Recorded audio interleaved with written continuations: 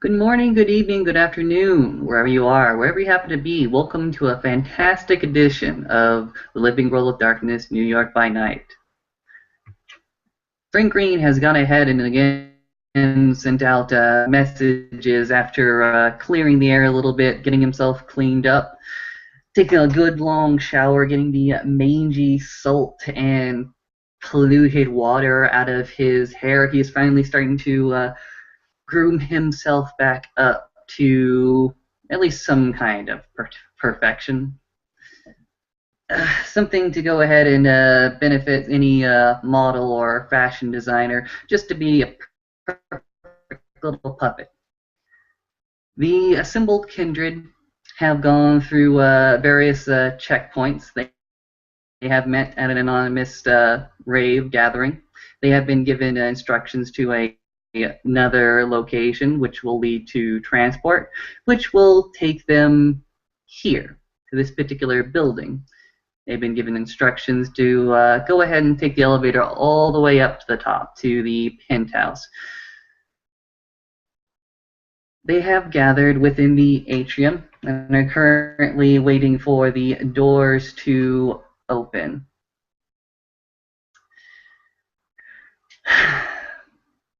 There is a single moment before the door is open, fully anyways, just a brief second where the latch goes ahead and falls down to reveal a penthouse, a bachelor pad, if you would take it to be.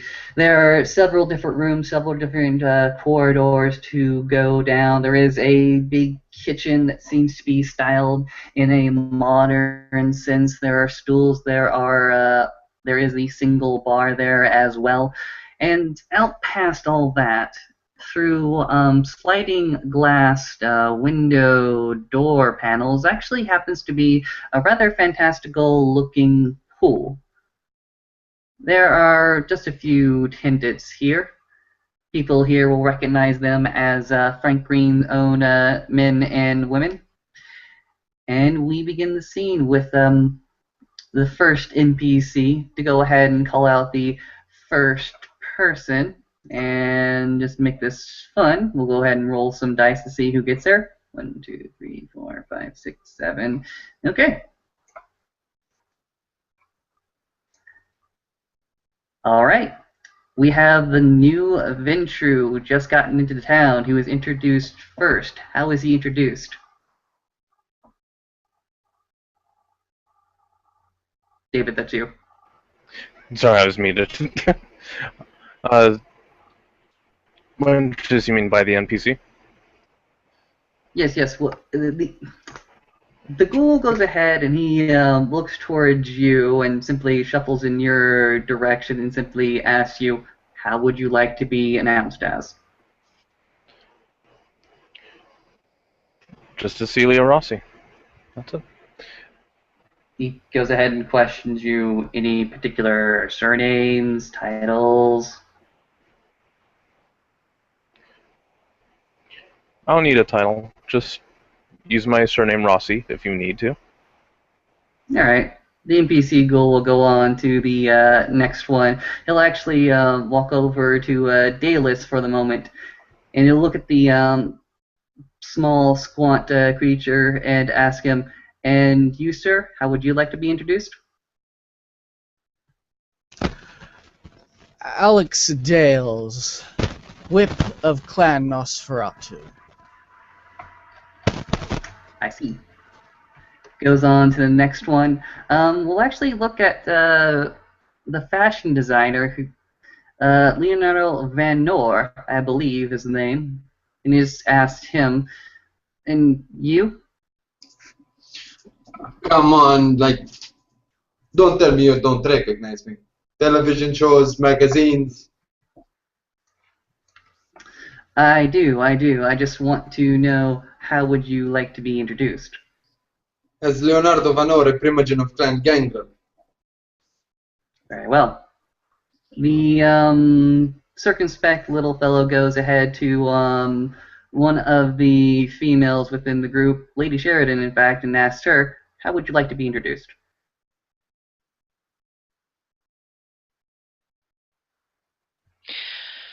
Lady Sheridan, Primogen of Clan Ventru, Warden of the city.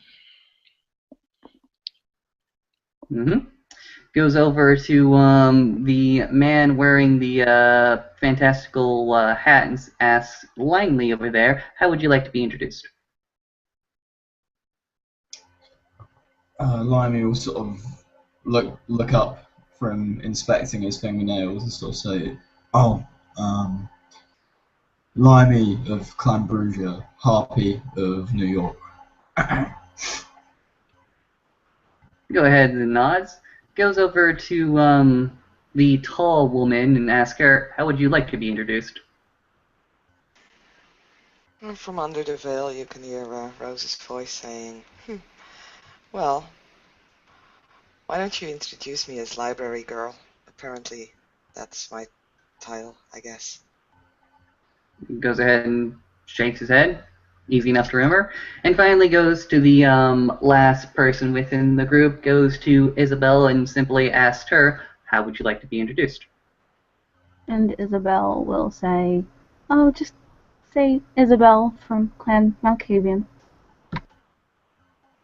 Isabel, Clan Malkavian. Got it. At which point the NPC Little Ghoul goes ahead and opens the door, gestures actually towards Lady Sheridan first, introduces more to Frank Green than anybody else. Lady Sheridan, Primogen of the Ventru, Lord of New York. And you can see Frank Green simply sitting at the bar, doing not much of anything.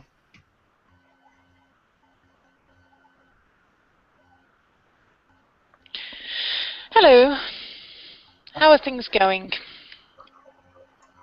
She'll stroll over towards the bar. Perfectly casual.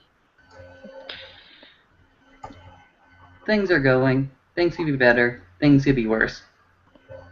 I'm trying a more formal establishment here. He will actually go ahead and point to outside, past the pool, past the window panes, and simply says, next time, I'm going to probably try for that building over there. But for now, this is what I could get on short notice. I see. Any particular reason?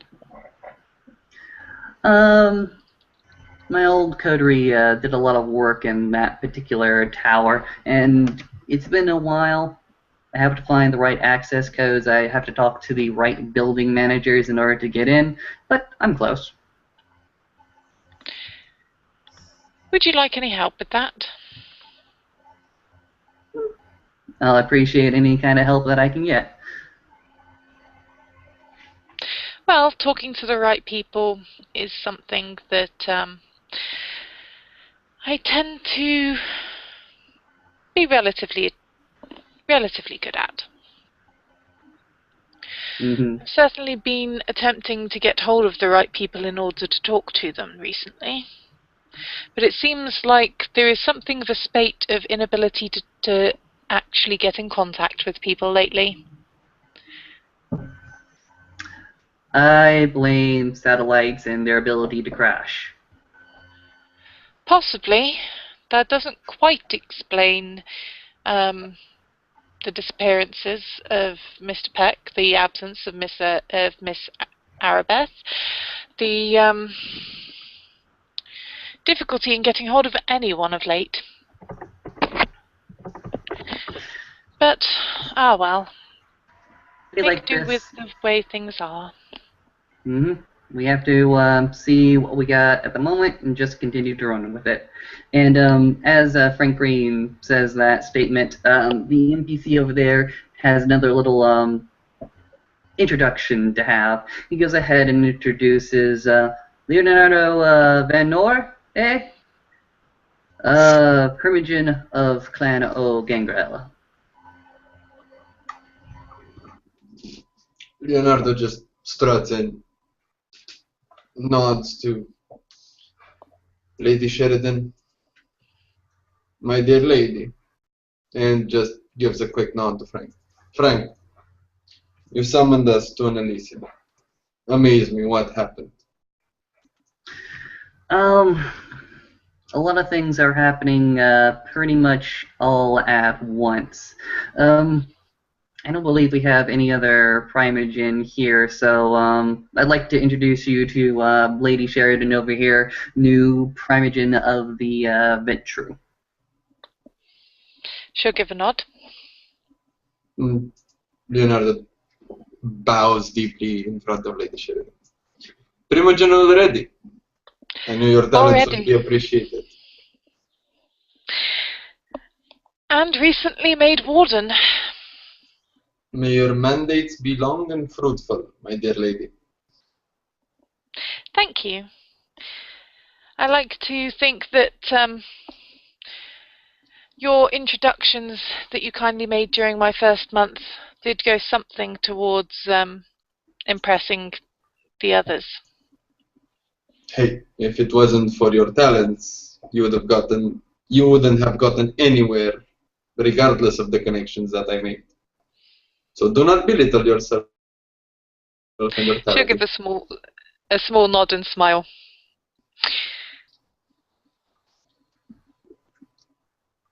How have the knights been treating you of late?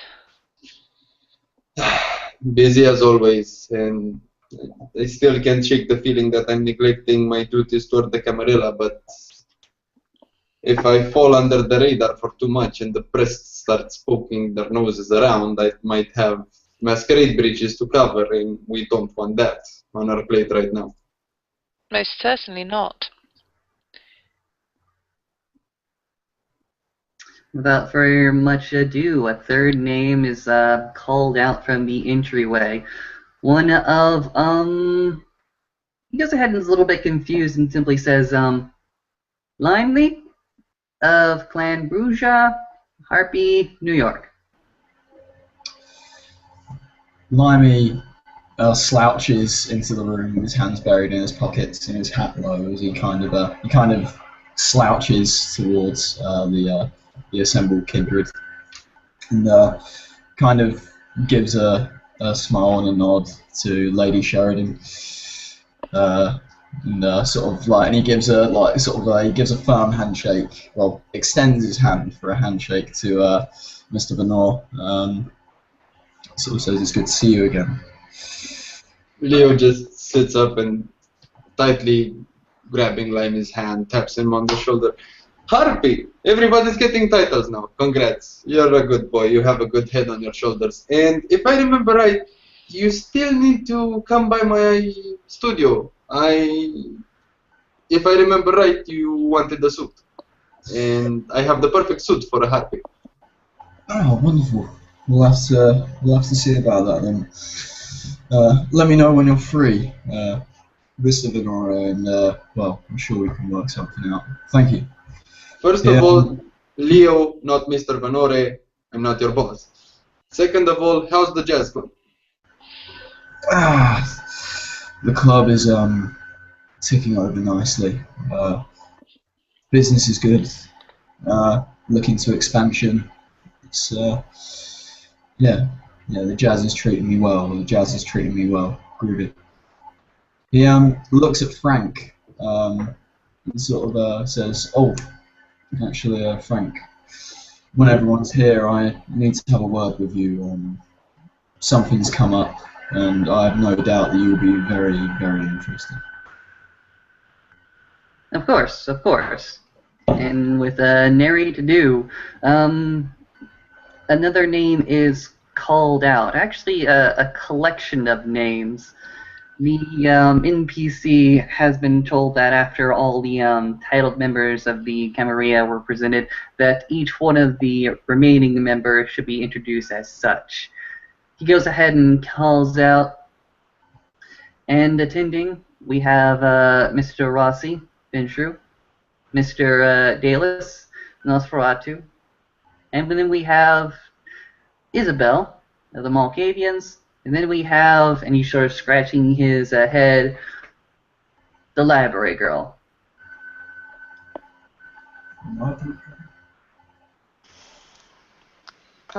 Rose walks in. She's still wears her veil. She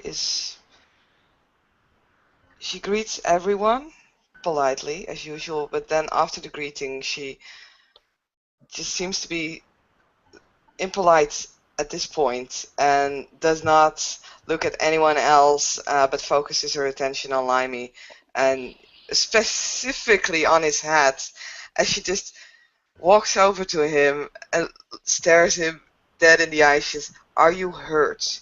Have you been burned?"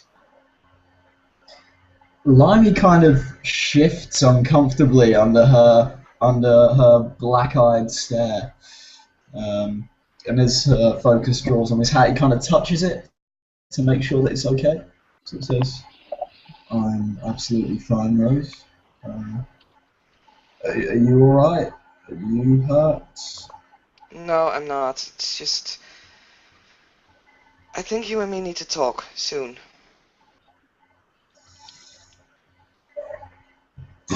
What a way to start a conversation. I'm sorry. Limey kind of slouches away from the wall that he's leaning on. And says, "Shall we go and chat then?" Well, if you have anything else to... I don't know if there are any announcements or if you need to talk to anyone else. I don't mind waiting, but I have to talk to you before you leave. Okay. Okay, fine. Let's wait for the pleasantries to be over here.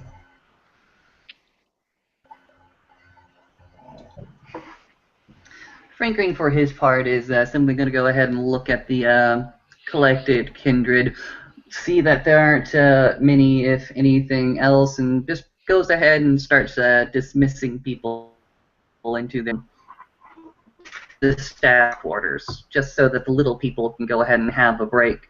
Frank Green, for his part, is going to go ahead and walk past the sliding glass doors, stop at the threshold, and say, "Lady Sheridan, I have something to speak with you about particular things. I think you'd be fantastic in helping me reclaim some lost assets of the city."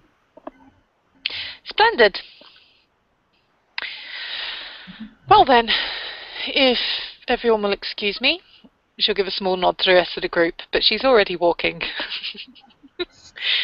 Limey kind of, before she can steal Frank, like, ignores her strut out of the room and kind of makes himself busy and kind of, with alarming kind of, I don't know, earnestness for Limey, who's usually quite laid back, he kind of catches Frank Green just as he's about to leave the room. He says, "Frank, look, I might have downplayed it earlier. We really need to talk. It's really important.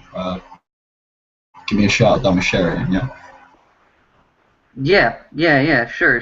You give me a shot when you're done with Miss Rose over there. Groovy. Well, Sweet. if you want to, Frank, you know what this is about. I don't mind if you guys like to. Well, Frank, you could tell him as well. Might be easier. Okay. Mind if you guys accompany me next to the pool? Sure. Cool. Amazing. Frank Green is going to go ahead and walk out to the side of the pool. Go ahead and look at the water, just a little bit tempted to go ahead and just dunk his feet into that, but not now. At least not now. He goes ahead and leans against the lip of the building of the roof. Just goes ahead and says, "All right, Rose. Why don't you start?" Fine. And she checks Limey out again. She says, "Well, when I just woke up this night, I had one of those images again. This one wasn't like the ones with the eggs. And I have a feeling that there is that you really need to know this. It started with me looking at my hand, seeing this ring around my finger, and I was drawn into the ring. I saw a sea as I was standing on a blue sapphire looking beach. The sea being golden, the sky being orange and yellow. I saw something black in that sea. And I went into the waters, trying to get to it. And it burned me. It burned me so badly, it hurted. I had to get out of the water again, but I did recognize that black shape. And she just points towards your head. That was drifting there.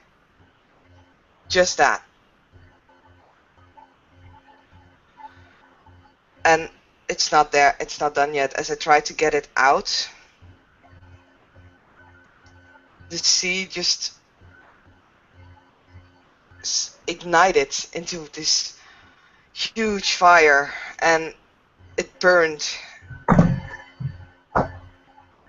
the black hat along with it.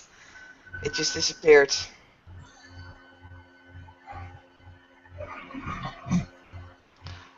Well, I think so. I think you need to be careful. I don't know. Something is gonna happen.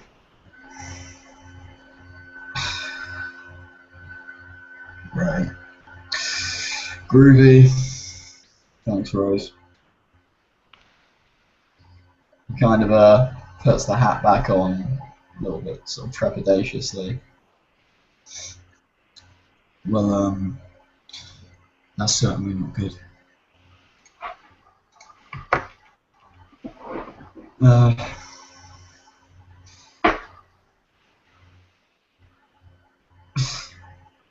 don't even know what to make of that. He looks up at Frank and says, and he actually glances at Rose because she's in on this too, and he says, I found something. There's a quintet over 3 nights. It's playing the works of Chopin in a church that's been rented for the occasion. So I found information and I put the fingers out to see if I could find our friend with the black hair. Okay.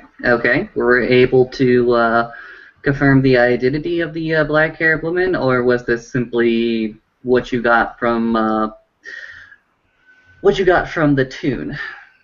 It was in passing. A contact turned around to me and said, but speaking of Chopin, there's a quintet playing his collected works over a 3-night show. Because I mentioned the tune when I asked him to. So it starts tonight, and I was going to go and check it out. Okay. A quintet. You're saying a quintet. A quintet.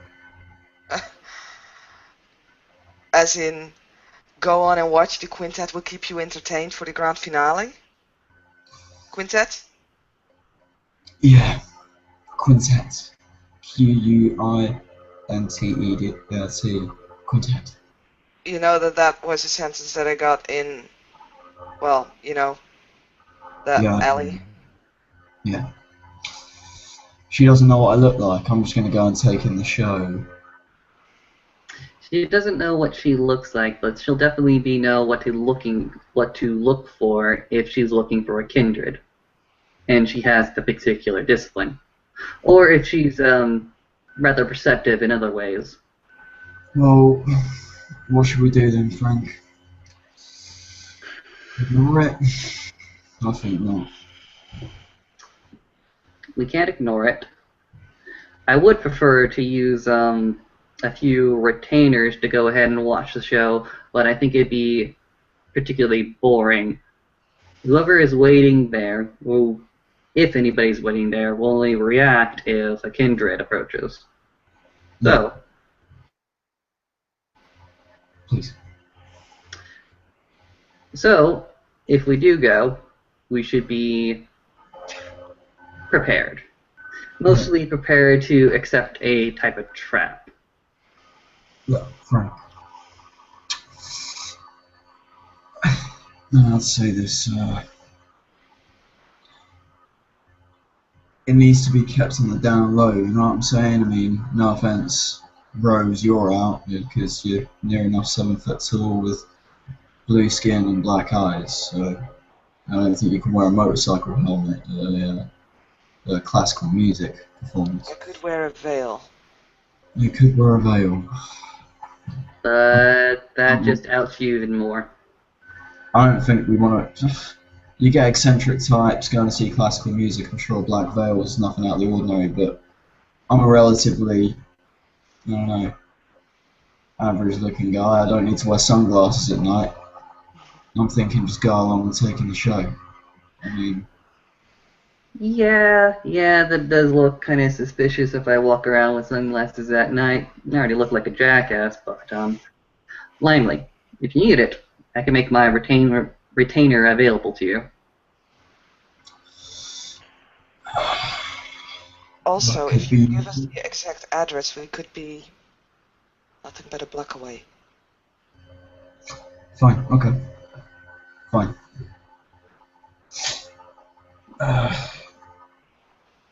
Yeah, it would be good to have some people on call, I guess. Alright. So you're planning to do this tonight. I'm doing this tonight, yeah. Alright. Like I said, I'll make my retainer available to you. If you think you need more, I can make myself personally available to you. What time tonight? Is this like an hour or a minute type thing?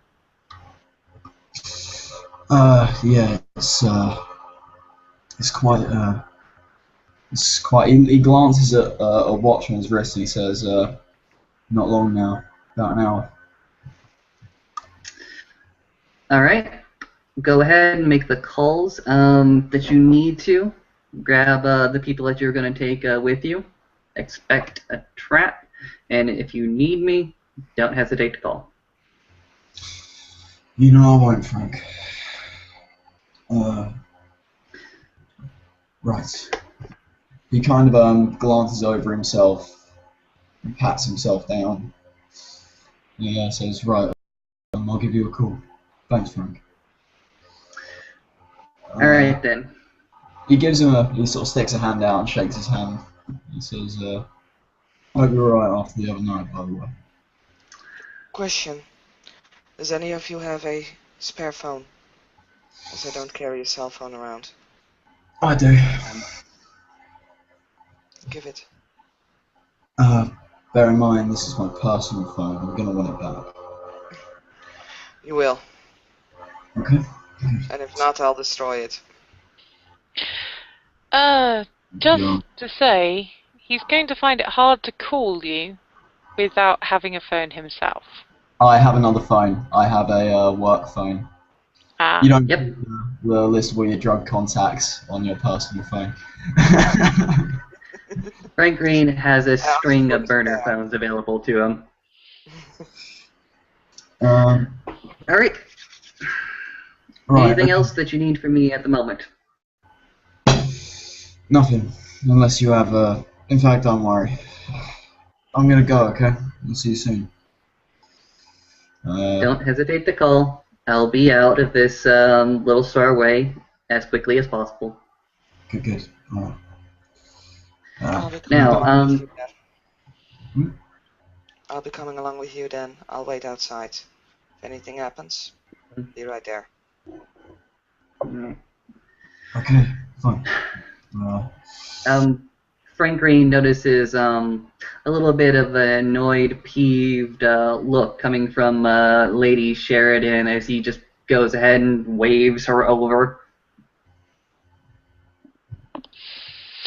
You wanted to talk to me? Yes. Frank Green goes ahead and detaches himself from Limely and Rose for a second, walks over to the other side of the pool, looks ahead of him. And ahead of him is what looks like to be a very, very tall skyscraper, but at the very, very top I'm taking you see it the one that he pointed out when she first came in. Yep. Exactly that one. At the moment, the lights above that are glowing on top are starting to shift from a subtle red to a blue to a yellow. It seems to be on a pattern. It seems to be for decoration. Lady Sheridan, have Jan Peterson told you about this little tower that he has within this city? I've heard it mentioned, but that is about everything. Mm-hmm. Well, you have heard about the Red Elysium, right? And how that particular building was attacked. Not especially, no. Mm. Then I must have been lacking in my history lesson that I taught you.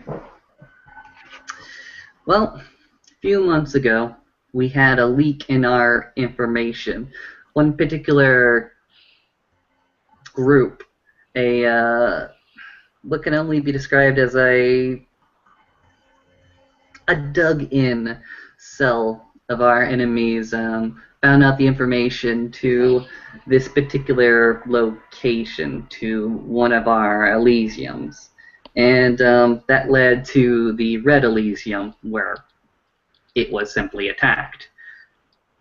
After those events, one particular coterie decided to stand up and change the city for the better. Started to work for the city, started to accept positions, and actually try to get the city more back on track. Regular Elysiums and all that. And one of the first things that it was charged with was the actual rebuilding and restructuring and the securing of Ventru Tower, the building you see before you. Excellent. I was trying to look into that, but with the disappearance of the only other Ventru that has been in the city longer than myself,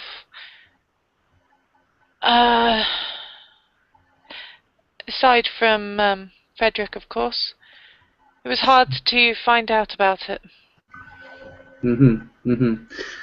Well, it stands before you. We built it. Just hasn't been used yet. Has not yet been used for anything, actually. And I am the only member of that coterie who still stands in the city.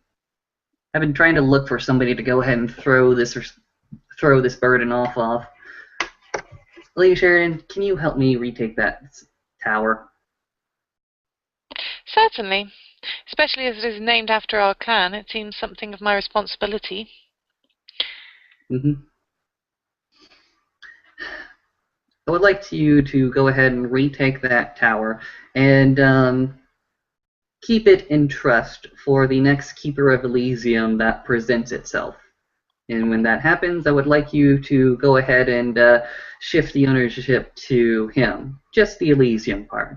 The building would still be held in the Ventru clan name. Well, I certainly think that that sounds more than reasonable. Are you quite sure? Quite sure about what? Your Well, ability to about take it? wishing to have no part of it yourself. Lady Sheridan, I really don't care. Very well. Do you have any information on the tower so far? Yes, I have the old notes of the coterie that I can go ahead and forward to you. Mostly security notes. I'll tell you this much. The fire regulations for that place is just completely bonkers. Which might be for the best. The only thing I want to do with this thing is to shove it off in somebody else's hands so they can do the best they can with it. I see.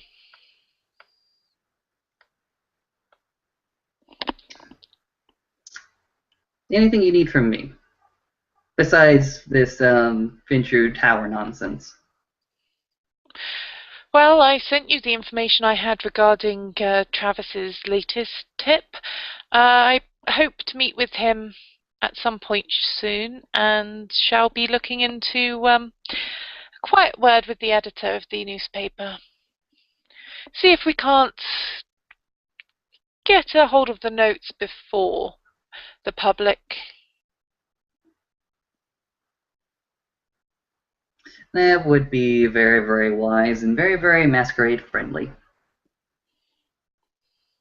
She'll smile.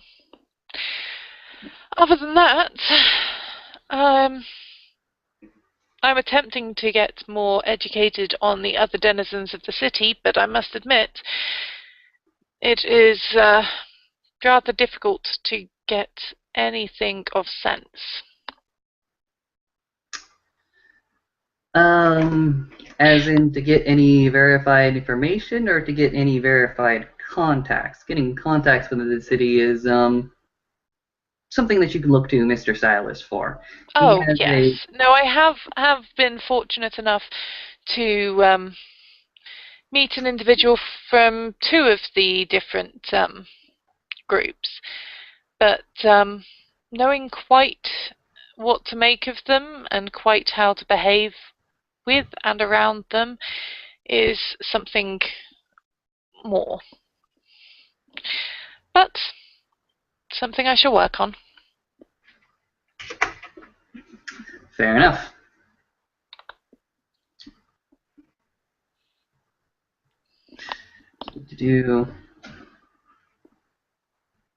Frank Green is just going to go ahead and he's again attempted to go ahead and just dunk his feet underneath the water, and you can see through his galoshes at the moment that he's twitching his feet fairly uncomfortably. Is something wrong? Beyond the obvious, of course. Beyond the obvious, of course, of course. No. Have you been updated on the recent investigations? I was told that there was some pictures involving wind chimes. Beyond that, no. Alright, fair enough. Well, early last Friday night, I went ahead and gathered another posse to go ahead and investigate the crime scene. It was a very fruitful affair. We got some more leads, some more information. In fact, Linley is just about to head off into another excursion. Something that he's found himself, a lead that he's following, a lead that could prove bit iffy at the moment. I see. There are many leads, but very little idea which ones will be useful or not at this stage.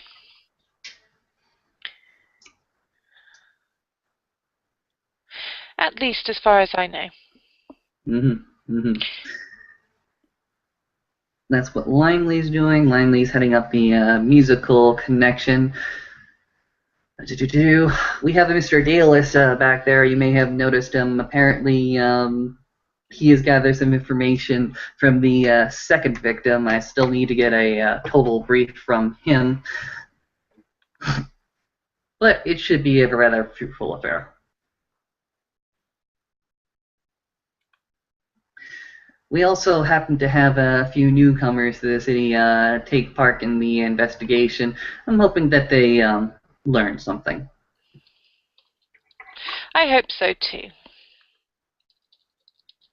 What the city really needs is more people able to stand up and get the job done. Definitely, but we make do with what we have, I suppose. True. Well, it's always been in New York. Make do with what you got and hope to God you don't lose anything more. And pray that what you have is enough. We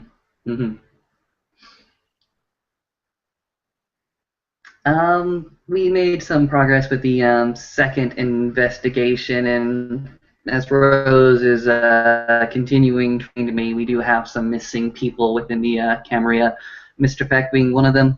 You followed up that case a little bit more, I assume? Yes, and yet it seemed to get nowhere apart from finding a rather disturbing array of booby traps around a kitchen. Yeah. Yes. That was rather more painful than I had hoped for an investigation, and rather less fruitful as well. That is unfortunate. Your clanmate, Lady Erebeth? Yes, she is also missing. I'm hoping to Missing look into that as well. Mhm. Two kindred missing and or left the city without notice. If they leave I the city rather think without it likely that notice, Mr. Peck is dead. very, Something very tells possible. me that if he were not, he would have been complaining about his precious boiler room burning down by now. That's true. That's very, very true. It's unfortunate. That is a mystery at the moment. Hopefully we'll have time to uncover it.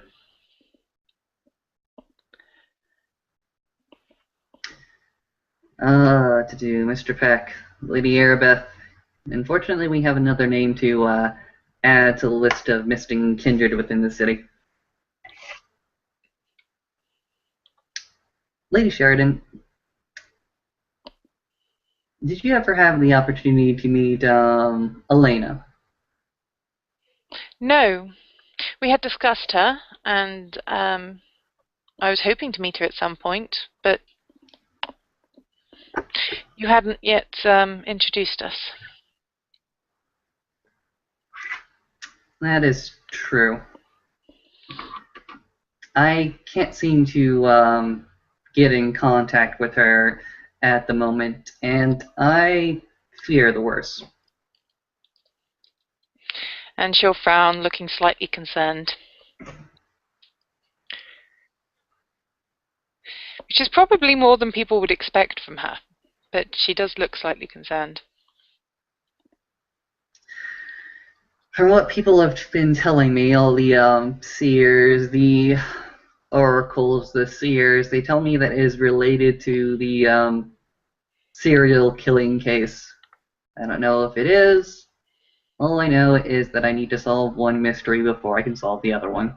And they're trying very, very hard to convince me that these wind chimes are going to lead me back to her.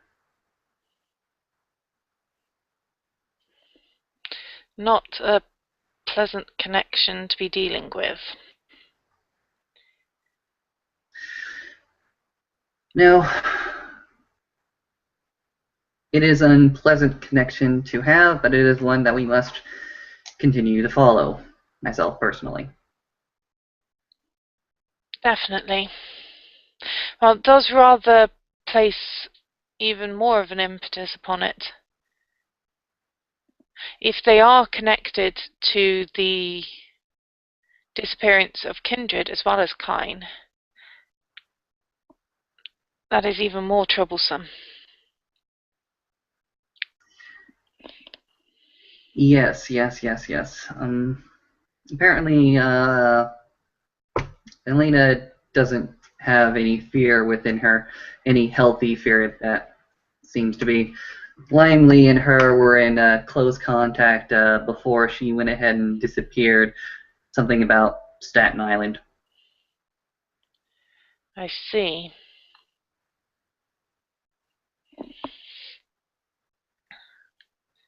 Well, if there is anything I can do, please don't hesitate to let me know. And I can only hope that if we do resolve this investigation, it will lead somewhere.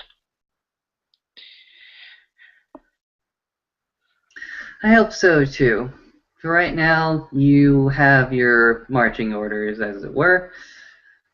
I see several other kindred that I can pay attention to. But I'm very glad that you came out tonight. She'll give a small smile, and she'll actually give Frank a small pat on the arm as well. I'm sure we'll find out what's happened. Gives a small little grin, like, yeah, I'm sure. But the grin, the slight crooked smile is the only indication that there is that kind of hope. At which point, Frank Green goes ahead and detracts himself from that particular conversation and actually goes back to the bar, goes back inside, where he's just going to go ahead and look over the assembled kindred for probably getting either entertained or bored out of their mind by the gangrel primogen. Well, I tell you guys that until you reach Firenze, you have seen nothing. Nothing at all. You have to see the sights, you have to hear the sounds, and you have to see la donnas. The women of Firenze, I tell you, my friends, are nothing like you can see over here in America. He notices Frank. Yes, Frank? Leo, what are you doing to these poor fellows? I was telling them about Italy. What's so wrong? Oh, nothing wrong. This is an Elysium. This is a social gathering. Continue. Talk. Where have y'all been before? Or where do you want to go? He says, he's looking at the other kindred, Mr. Rossi, Mr. Dales, and Miss Isabel.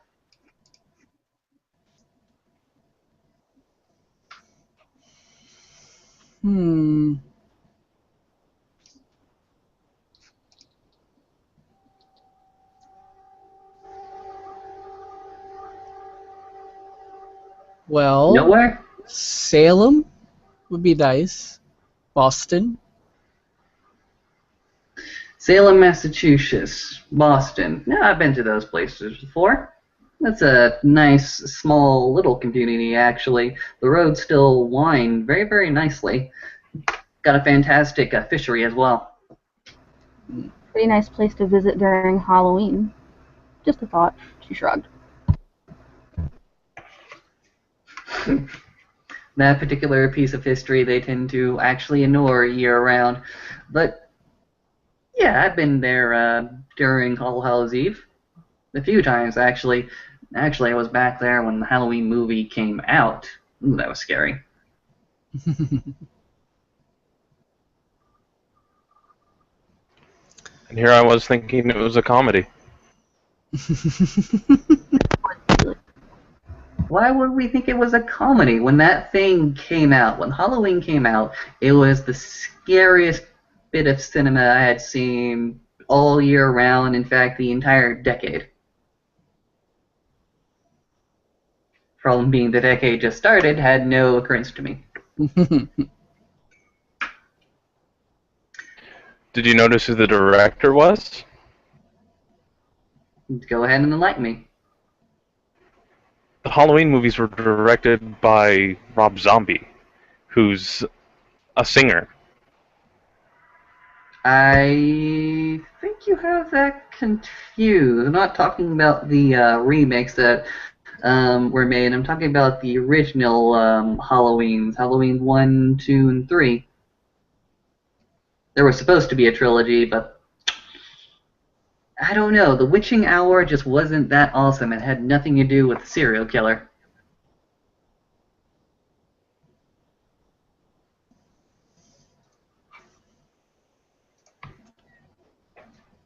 And if we're talking about the original, it was directed by John Carpenter.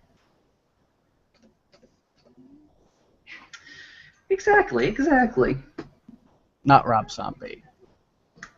It's just the weird thing about the Michael Myers serial killer is just simply that he was unknowable. He was evil simply because the professor told you that he was as such. He was unredeemable because the professor told you as such, and this is a man who had been observing and analyzing Mr. Myers' personality and behavior for a very, very long time, since childhood. So when a man like that tells you that this man is irredeemable, psychotic, and murderous, what do you do?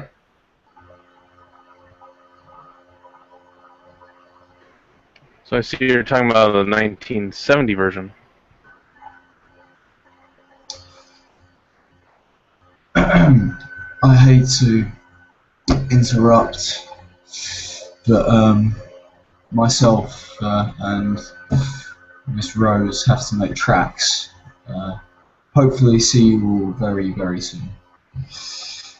And he kind of gives a pointed look at Frank before heading out.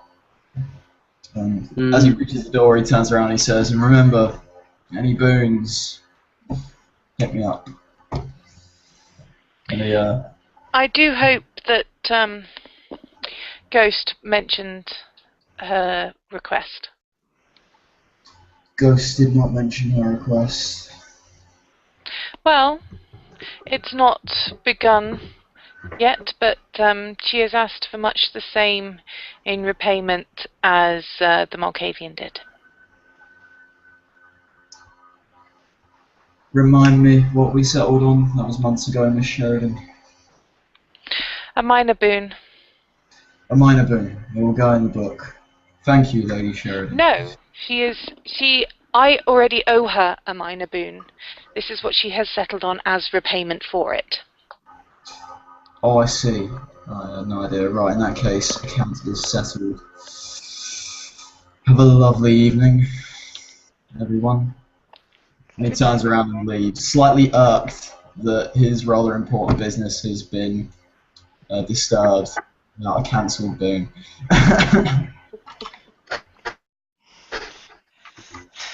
Well, good night, everyone.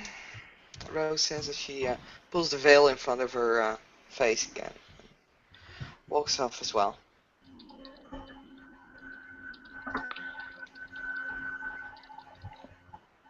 Good evening. Looking to the rest of the party. Good night, Rose. This is a social And affair. good luck. This is a affair. Why aren't you guys not talking? Isabel will just kind of give him a look. I had another vision. Got a lot on my mind. She takes a seat at the bar. Fair enough. Feel free to talk. She takes a deep sort of sigh, even though she doesn't really need to, and she'll begin and say about a child. Which is odd. Didn't think there were any children involved with us, but then again, I'm not so sure it was supposed to represent a child, per se. I was in a sort of desert, of course, which was odd. This was a waking one this time. It wasn't a dream. I was just washing my hands before bed, and I looked in the mirror, and I guess I kind of got lost for a little bit. I flooded a bathroom. She frowned, but regardless. I was in a desert, and I was wearing sort of Arabic garb, I suppose.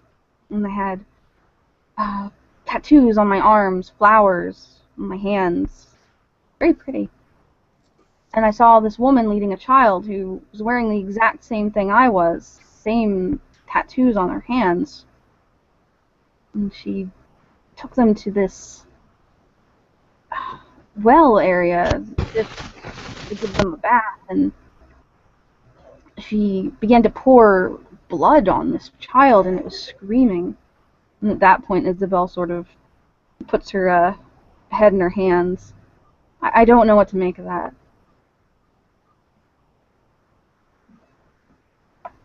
Gangrene doesn't say a damn thing when you finish that particular nightmare you've been having.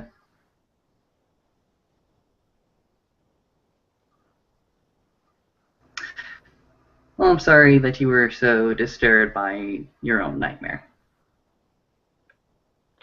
Does sound quite unpleasant.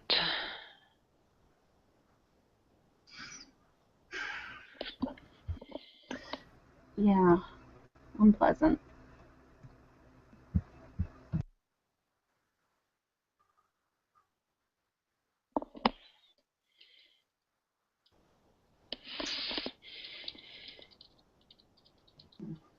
Well, then, if you would like, please feel free to continue. I think I'm going to go ahead and retire for a little bit. Feel free to take advantage of the penthouse.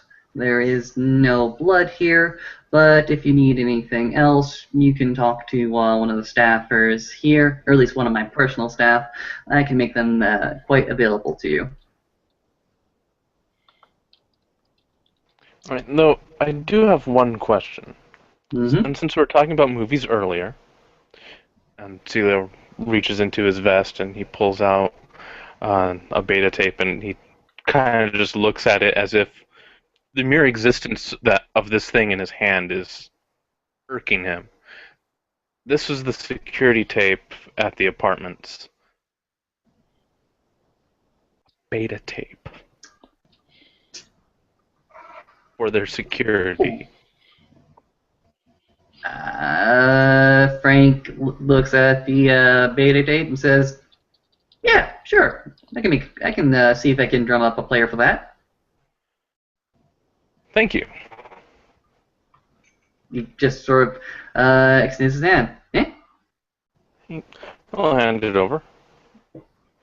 Puts it into his jacket. All right then. Beyond that, I don't know what you've heard from the others, but the boyfriend has gone missing.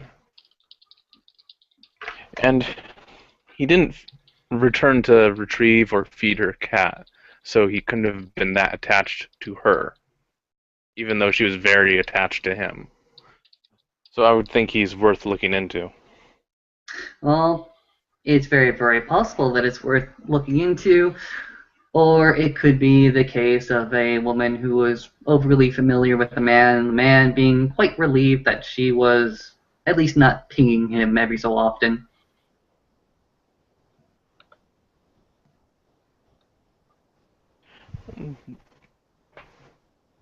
But still, it's worth looking into. If it's a dead end, but if it turns out to be something worth looking into and we don't look into it, we'll be sorry we didn't. All right, fair enough. Franklin goes ahead and calls over a retainer somewhere, pings him over, shows him the beta tape, and simply says, "Okay, you are responsible for finding a player for this. I know you know exactly where it needs to go. You are responsible for bringing this tape to this man over here. Rossi, go ahead and take a look at the tape if you think there's really something into it. Also, feel free to look into the boyfriend. Just if he's alive, fantastic. If he's also missing, that could be something to look into. Just don't waste all your time and effort tonight." All right.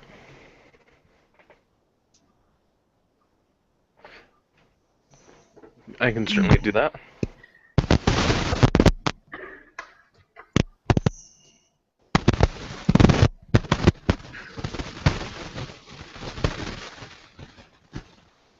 Well, if you're trying to speak, Grant, you seem to be static at the moment. Oh, no, I hadn't. Although, Alex will walk over to Mr. Let's see if I can. Rossi, and smile, looking up at him. "Mr. Rossi, I believe you and me both have the same thought here." Oh, about checking into the boyfriend? Yes. I know where he works, but I was not able to get a private address. Hmm. There Sorry. could probably do a background check as a part of employment, or if I do it and say that he's looking at new residents. Standard procedure, usually costs like $20. That might work. Although, looking into his employment might be difficult because he seems to run his own company. Hmm.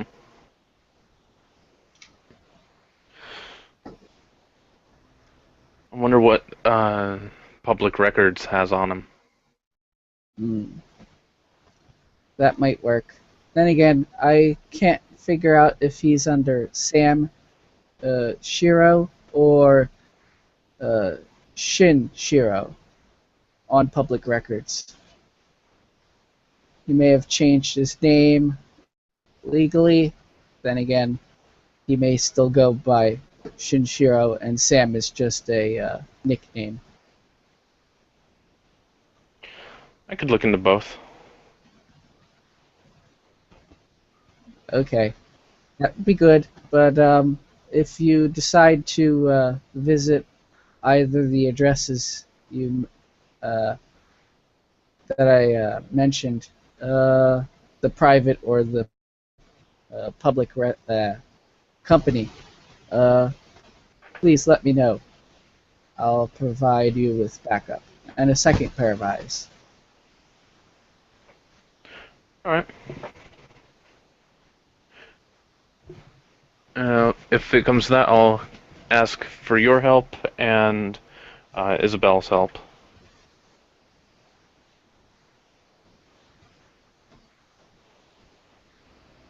Isabel will look up at her name being mentioned and say, well, it wouldn't be too hard, perhaps, to maybe find out if he has some sort of personal credit card registered to his name.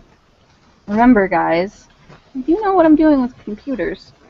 I might be able to look into that for you. If he has a personal credit card, he's likely ordered something that goes to his personal address. That's true.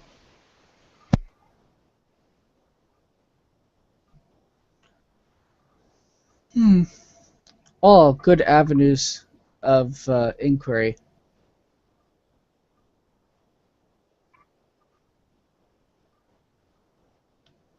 So,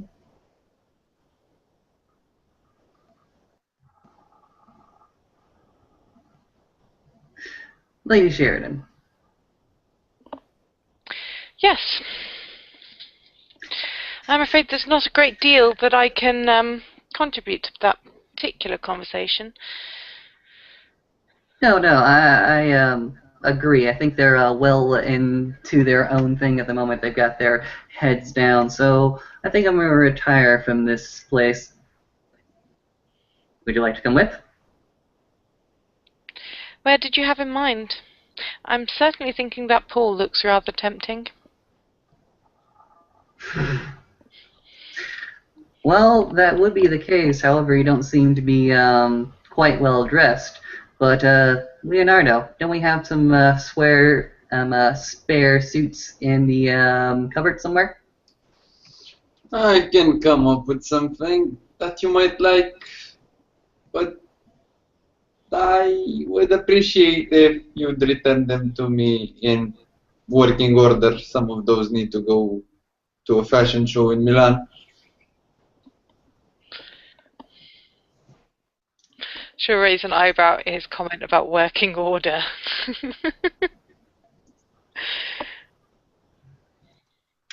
I myself have spent water lately, so I'll just simply leave it to you.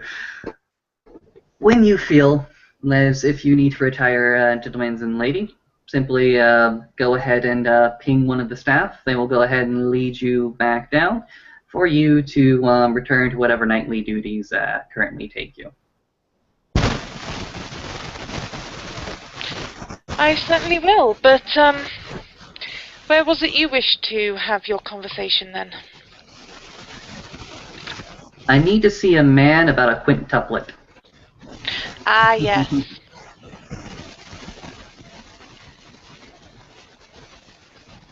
With that, Frank Green is...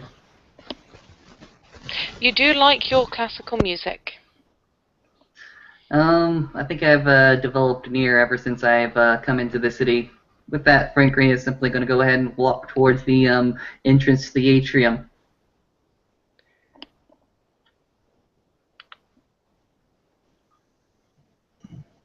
Good evening, Mr. Green. Good evening. Goes ahead, opens the door, and leaves.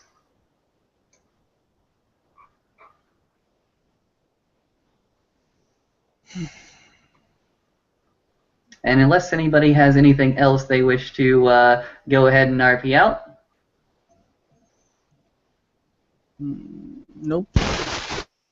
All right. If you do feel the need to, go ahead and make your own hangout and your own scene. But for now, we will bring this scene to a close.